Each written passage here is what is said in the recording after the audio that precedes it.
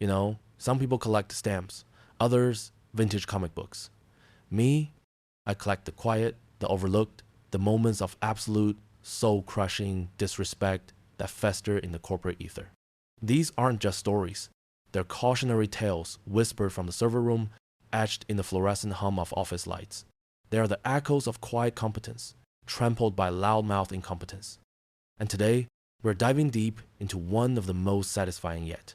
This is the story of Tim. Tim wasn't the guy who charmed investors over champagne or schmoozed clients with golf outings. No, Tim was the architect. The systems architect. The unsung hero who built the digital skeleton of a company, piece by invisible piece. He was the guy who knew which server rack hummed a little louder when it was about to overheat. The one who could trace a data leak back to its source faster than you can say cybersecurity nightmare.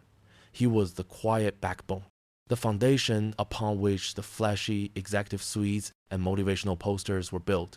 For 15 years, Tim had been the digital bedrock. He'd seen CEOs come and go, watched empires rise and falter, and all the while, he kept the gears of the digital machine turning, lubricated with caffeine and an unyielding commitment to doing things right. His colleagues might not have known his name, but they certainly benefited from his tireless work, often without even realizing it. He was the invisible man, the phantom in the machine, the silent guardian of their digital lives. But even foundations can be shaken, and for Tim, the shaking started subtly, like a hairline fracture in a perfectly engineered structure. It began with whispers, odd discrepancies in project billing, contracts that seemed to materialize out of thin air, vendor approvals that bypass standard protocols, small things, easily dismissed as administrative hiccups in a large organization. But Tim's mind, honed by years of debugging complex systems, saw the pattern. He saw the tiny threads that, when pulled, revealed a much uglier tapestry. He saw the digital footprints leading to something unethical, something that smelled less like innovation and more like outright corruption. He started to dig, not with a shovel, but with his keyboard. His work wasn't just about keeping systems running. It was about understanding them, dissecting them, and meticulously documenting every nuance. He'd always been a bit of a pack rat when it came to data. Every configuration file, every system log, every communication, meticulously organized, time-stamped, and backed up. Not out of paranoia, but out of a deep-seated belief in order and accountability. It was a habit born of necessity. In the tangled world of IT, documentation was king, and Tim was its most devout follower. The more he investigated, the more the picture clarified. It wasn't just one or two oddities. It was a systemic rot, a deliberate manipulation of company resources, a cozy network of backroom deals benefiting a select few. And the nexus of this rot, it seemed to lead directly to one man, Thomas. Thomas, the executive vice president of operations. A man who had mastered the art of the corporate buzzword, who could spin a yarn about synergy and paradigm shifts while subtly diverting funds and bending rules. Thomas, whose suits were always impeccably tailored, whose smile was always a little too wide, and whose eyes always seemed to be looking past you at the next rung of power.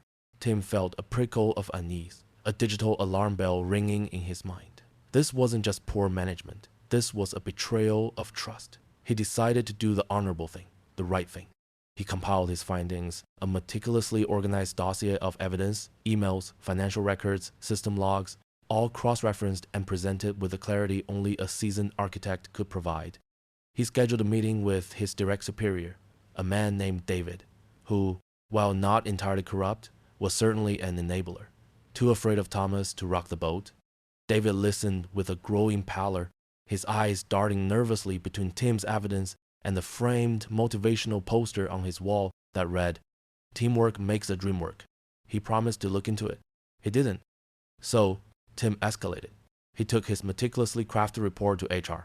He sat across from Brenda, the senior HR manager, a woman whose primary function seemed to be sanitizing corporate misdeeds with a smile and a carefully worded memo. Brenda, who looked like she swallowed a thesaurus and could define disgruntled in 5 different contexts. Tim laid out his case, calmly, factually, expecting at least an inquiry, a formal investigation, a shred of due diligence. Instead, he got a practiced sigh. "Tim," Brenda began, her voice dripping with what she clearly thought was empathy, but sounded more like condescension. "We appreciate you bringing your concerns to us. We've reviewed your observations. And while we understand you might feel you've identified some irregularities, our findings indicate a different narrative. Tim blinked. Different narrative? Brenda, I have documentation. I have audit trails. These aren't irregularities. They're violations of company policy, potentially illegal activities. Brenda's smile tightened. Look, Tim, we've spoken to our direct manager, and we've also had a conversation with Mr. Thomas himself. It seems there's been a misunderstanding. Your focus on these perceived patterns is actually causing significant disruption. It's impacting team morale, and frankly, it's making you appear rather disengaged from your actual responsibilities. Tim felt a cold dread creep into his gut, the kind that settles when you realize the game isn't being played by the rules. Disengaged? I've been working overtime to uncover this. I'm trying to protect the company. And we value your dedication, Brenda continued, her tone unwavering, like a well-oiled PR machine. However, it seems your approach is coming across as negative. Frankly, Tim, you're perceived as a disgruntled employee. This kind of negativity isn't conducive to a healthy work environment. We've decided to make some adjustments to our team structure. Effective immediately, your position is being eliminated. Tim stared at her, the words hanging in the sterile air of the HR office like toxic fumes. Eliminated. After 15 years.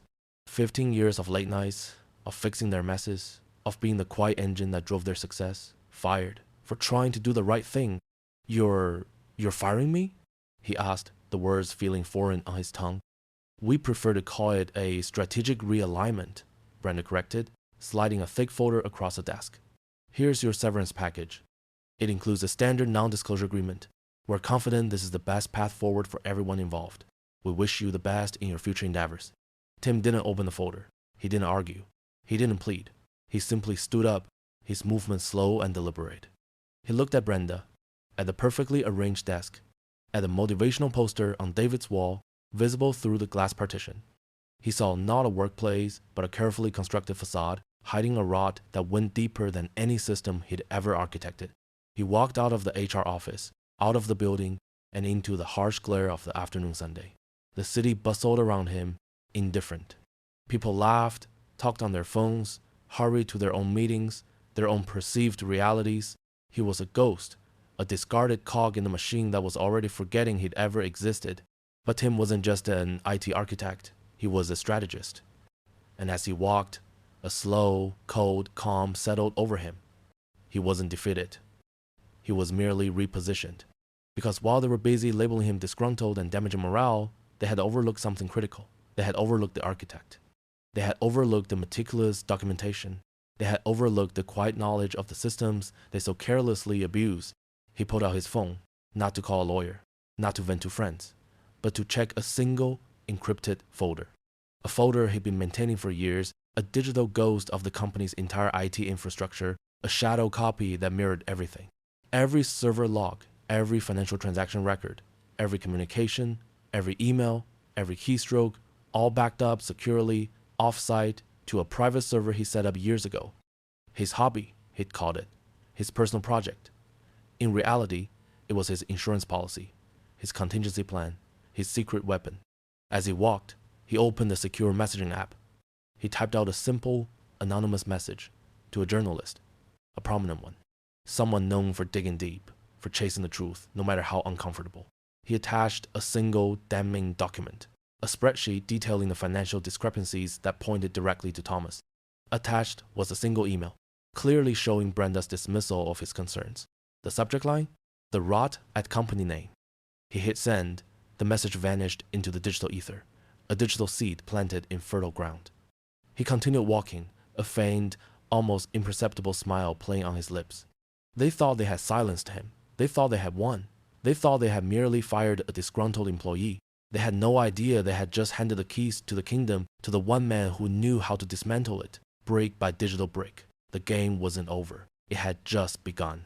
And Tim, the quiet architect, was about to show them the true power of a well-designed system. The foundation had been shaken, but the architect was still standing, and he was ready to rebuild. Or, more accurately, ready to watch their carefully constructed tower crumble. He wasn't just fired, he was liberated. And liberation, in the corporate world, often comes with a very specific, very precise set of tools tools that Thomas and Brenda, in their arrogance, had completely failed to account for. They thought they were firing an employee, they were about to hire their own downfall. So Tim was out, fired, framed, and left to contemplate the harsh realities of corporate justice. But as we established, Tim wasn't just some IT grunt, he was an architect. And architects don't just build, they also anticipate. They build in redundancies, they build in fail-safes. And in Tim's case, he'd built himself an entire digital fortress around his own knowledge, a contingency plan meticulously crafted from years of quiet competence. While the executives at his former company celebrated their perceived victory, congratulating themselves on silencing a disgruntled employee, Tim was already at work. Not with anger, but with precision. His extensive personal backup wasn't just a collection of files. It was a meticulously cataloged arsenal. He spent days, then weeks, sifting through the terabytes of data he'd discreetly offloaded. Every email exchange, every financial discrepancy, every bypass protocol, it was all there, cross-referenced and annotated. He organized it with the same methodical approach he used to map out server architecture. Each piece of evidence was a node in a larger network, interconnected and irrefutable. He created a timeline, a digital chain of custody, ensuring that every fraudulent transaction, every backroom deal, every deliberate oversight could be traced back to its origin. He wasn't just gathering evidence. He was building a case, brick by digital brick, waiting for the opportune moment to deploy it. Meanwhile, back at the company, a subtle unease began to creep in. It started small, like a phantom lag in the system, a forgotten password that suddenly felt like a lost key. Tim had been the IT backbone. When he was there, things just worked. Now, small cracks began to appear. A critical server began to exhibit erratic behavior, causing intermittent outages in a department that handled client-facing operations. A crucial software update, which Tim had always meticulously managed and tested for weeks beforehand, was pushed out with unforeseen bugs, leading to a wave of frustrated client complaints. The marketing team's campaign launch was delayed by 48 hours due to a network connectivity issue that Tim would have had resolved before breakfast. The whispers started among the rank and file. They noticed the increased workload, the longer hours for the remaining IT staff, the general air of disorganization. Some of Tim's former colleagues, those who appreciated his quiet efficiency, sent him veiled messages. A text here, a cryptic email there, lamenting the chaos. Things are a mess since you left. One read. No one can figure out why the VPN keeps dropping. Remember that weird workaround you used to do? Another confided, David is pulling his hair out. He says they're missing deadlines because the finance reports aren't syncing. You always knew where to look for those. Thomas, the executive VP of operations, was growing impatient. He saw the minor disruptions not as systemic failures, but as isolated incidents, the predictable consequences of a restructuring. He dismissed the complaints, blaming the remaining IT staff for being overwhelmed, for lacking Tim's dedication. He was too busy basking in the glow of his successful maneuver to consider that the quiet architect might have left more than just empty desk space behind. Then, the first real domino fell. A major client, a cornerstone of the company's revenue stream, sent a terse email. Their entire project management portal, a system Tim had personally architected and maintained, was inaccessible. The project was already critical, with a looming deadline that impacted a significant financial quarter. The client demanded immediate resolution, threatening to explore alternative solutions if the issue wasn't rectified within 24 hours. Panic rippled through the executive suites. David, Tim's former direct manager, was tasked with finding a solution. He confessed to anyone who would listen that he had no idea where to even start looking. The system was a black box to him, a monument to Tim's genius that now seemed to mock their incompetence. That was the moment Tim had been waiting for. He didn't react with glee or schadenfreude. He reacted with purpose. He logged into a secure, anonymous email account, the one he set up weeks ago. He composed a simple, polite email. Subject: Inquiry regarding Project Nexus access and contractual obligations. He addressed it to the general counsel of the company, a woman named Eleanor Vance. Eleanor was known for her meticulousness, her adherence to procedure, her deep understanding of contractual law. She was the antithesis of Thomas's impulsive swagger. In the body of the email, Tim, using a pseudonym, politely inquired about the current status of Project Nexus, a highly sensitive and complex project that had been outsourced to a subsidiary. He referenced specific clauses within the original contract, clauses that Thomas and his cronies had conveniently overlooked in their rush to cut corners. He subtly pointed out the contractor's responsibility for maintaining system uptime and a severe penalty clause for any breaches of that obligation. He attached a scanned copy of the contract, highlighted the relevant sections, and included a timestamped log from his personal archives showing the exact moment the project portal became inaccessible. He also attached a redacted version of an internal email from Brenda in HR dismissing his earlier concerns about improper vendor oversight. He didn't threaten, he didn't demand, he simply presented facts, wrapped in the guise of a concerned stakeholder seeking clarification. He knew Eleanor would investigate, she was programmed to. It was her job to protect the company from legal and financial exposure. And Tim had just handed her a meticulously prepared file, the digital equivalent of a ticking time bomb. He then sent a second, separate, anonymous email. This one was addressed to the lead journalist at a prominent business publication, the same one he'd initially contacted. This email contained a curated selection of Tim's most damning evidence. The financial irregularities, the ghost vendors, the emails explicitly discussing the manipulation of company funds. He framed it as a tip from a deeply concerned insider about systemic corruption at the highest levels. He didn't flood the journalist's inbox, he didn't send a rambling manifesto, he sent a precise, verifiable package of information that screamed scandal. A single, well-placed seed of truth, planted in fertile ground. Tim then logged out of all his anonymous accounts, wiped his digital footprint clean, and waited.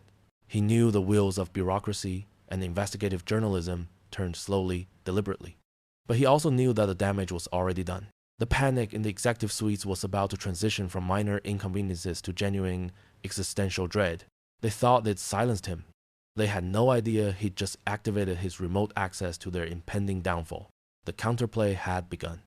The carefully orchestrated silence of Tim's departure shattered. The anonymous tip to the journalist had landed like a carefully placed bomb, detonating precisely when and where it would cause maximum seismic damage.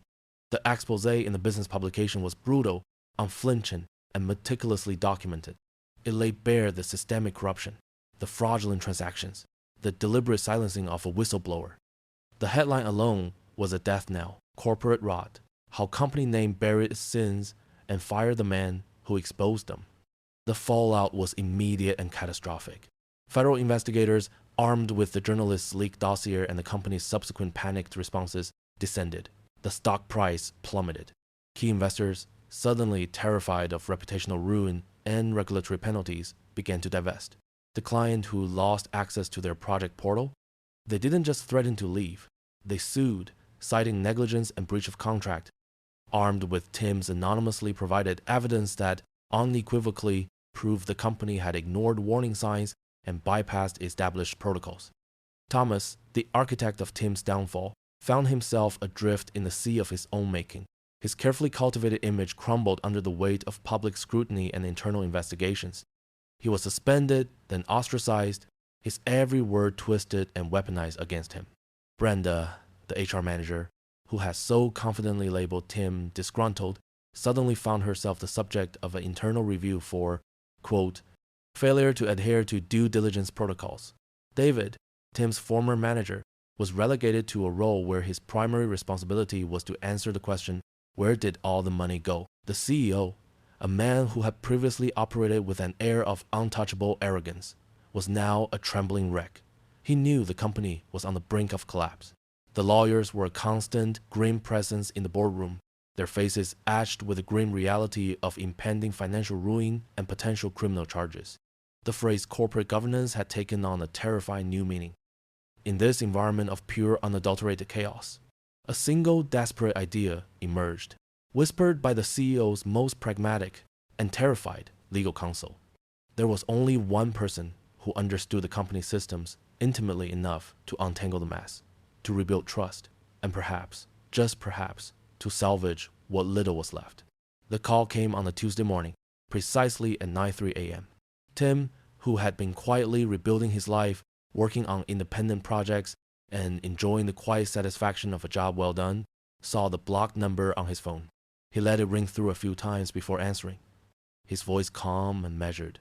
Tim, the CEO's voice, strained and hoarse, crackled through the line. We need your help, urgently. Tim listened, a faint, almost imperceptible smile playing on his lips. He didn't interrupt. He let the CEO grovel, let him paint a picture of desperation, of impending doom. He heard the pleas, the thinly veiled threats disguised as offers of future collaboration. Finally, when the CEO paused, gasping for air and dignity, Tim spoke. Help? He repeated, his tone neutral. You fired me for trying to do the right thing. You labeled me a liability. And now you need my help? Tim, please, the CEO pleaded, his voice cracking. We're facing ruin. The investigations, the clients are leaving. We don't know where to begin to fix this. You know the systems. You built them. You're the only one who can possibly understand the scope of this damage. We need you to come back. Tim let out a slow breath. Come back? He asked, the words hanging in the air. As an employee? To be fired again when you deem me inconvenient? No, of course not. The CEO stammered. As a consultant, a crisis management consultant, we're prepared to offer significant compensation. Whatever it takes, just tell us what you need. Tim was silent for a moment, letting the weight of the CEO's desperation settle. He had them. He had them exactly where he wanted them. All right, Tim said, his voice gaining a steely edge. Let's talk terms, but not over the phone. I want a face-to-face meeting. You, your legal counsel, and whoever else make decisions. My terms will be delivered in person. The meeting was set for the following day, in a sterile conference room that, ironically, Tim had helped design. The CEO, the general counsel Eleanor Vance, and a very grim-faced senior partner from the company's external legal firm sat across from him. The air was thick with tension. Tim didn't waste time with pleasantries.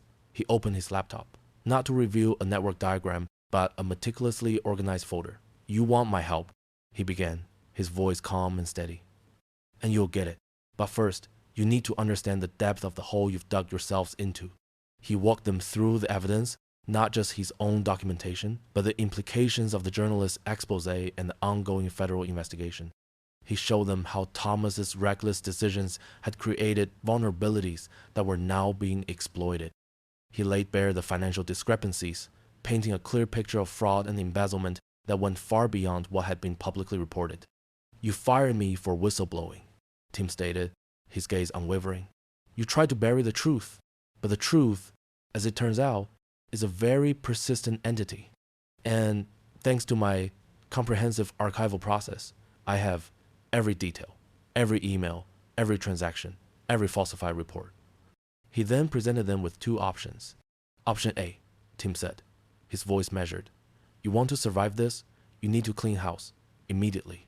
Thomas and Brenda are terminated, effective immediately, with no severance. Their reputations will be irrevocably damaged. You will cooperate fully with all investigations, provide complete transparency, and engage me as your sole IT and systems recovery consultant. My terms will be a retainer of $1 million plus a performance bonus of $5 million upon successful resolution of all federal investigations and the restoration of critical client relationships. This is a narrow escape hatch. It's costly, it's humiliating, but it's a path to recovery. He paused, letting them absorb that. Then he continued, his voice dropping slightly. Option B, Tim said, his tone chilling. You refuse, you try to cut corners, you deny culpability. In that case, I will release everything. The full, unredacted contents of my archive, emails showing direct complicity from the CEO's office, evidence of obstruction of justice, proof of insider trading based on manipulated financial data. This will trigger not just financial ruin, but criminal indictments, loss of all licenses, complete dissolution of the company, and prison sentences for those involved. The choice is yours. The CEO and the legal team exchanged terrified glances. Eleanor Vance, the general counsel, her face pale, finally spoke. We understand. Option A, clearly, we agree to your terms. And so, the endgame began.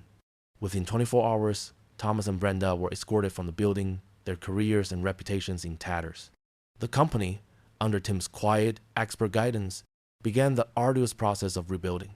He implemented robust new security protocols, uncovered and rectified hidden vulnerabilities, and worked tirelessly to restore client trust. He was no longer the overlooked IT architect, he was the indispensable architect of their salvation. The federal investigation, while still ongoing, saw a significant shift in its focus once the company demonstrated genuine cooperation and transparency under Tim's leadership. The fines were substantial, the reputational damage immense, but the company avoided complete dissolution. Tim, the quiet man they had tried to silence, didn't seek revenge in the traditional sense. He sought justice. He had been wronged, and he used his unparalleled knowledge and meticulous preparation to ensure that those who wronged him faced the consequences. He wasn't interested in holding on to the company. He simply wanted to see the corrupt elements purged. As his consulting contract neared its end, Tim was offered a permanent position, a significant raise, and a seat on the board. He declined. He had proven his point. He had demonstrated the power of integrity, documentation, and strategic patience. His final act was to ensure the company had a stable, ethical foundation to build upon, a foundation he had painstakingly helped them restore. He walked away, not with anger, but with a quiet sense of accomplishment. He had watched empires crumble and rebuilt a kingdom from the ashes. His story became a legend in the corporate underworld, a testament to the fact that even the most powerful can be brought down by the quiet competence they so often overlook. If watching corporate hubris meet its match and the underestimated rise to exact a calculated, just form of revenge sparks something in you, consider hitting that like button and subscribing. It fuels these stories and ensures that tales of quiet victory against loud corruption will continue to be told. Because sometimes the greatest power isn't in the loudest voice, but in the most precise and the most patient execution. And Tim, the architect, had executed flawlessly. The system had been corrupt, but the architect always has the blueprints for redemption. And for those who try to break it, well, they just end up building their own obsolescence.